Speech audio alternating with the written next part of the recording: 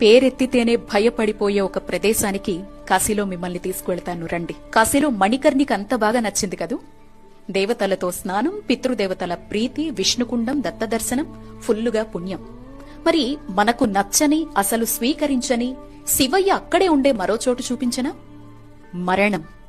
అవును, చావెలా ఉంటుందో, మన బ్రతుకుకు అర్థమేంటి అని ఎవరికి వారు అంతర్మథనం చేసుకోవాలి అనుకుంటే మణికర్ణిక స్నానం అయ్యిన వెంటనే లేదా కాశీ ట్రిప్ మొత్తంలో మీకోసం మీరు ఒక 10 నిమిషాలు కేటాయించుకొని శివ ఇంటికొచ్చేయండి.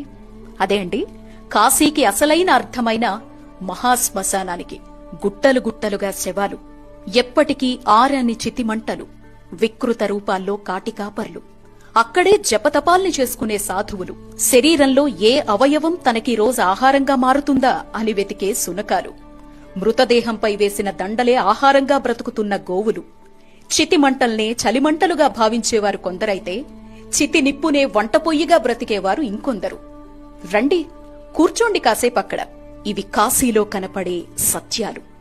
జీవితమంతా నేను, నాది అనే రెండింటి మధ్య చిక్కుకుపోయి జీవిత పరమార్థాన్ని, ఈ శరీరం లేకపోయినా ఏది శాశ్వతమో తెలిపే అసలైన చోటు ఈ మహాశ్మశానం. రాజు లేదు, పేద లేదు, ధనిక లేదు, బీద లేదు, ఇక్కడంతా ఒక్కటే.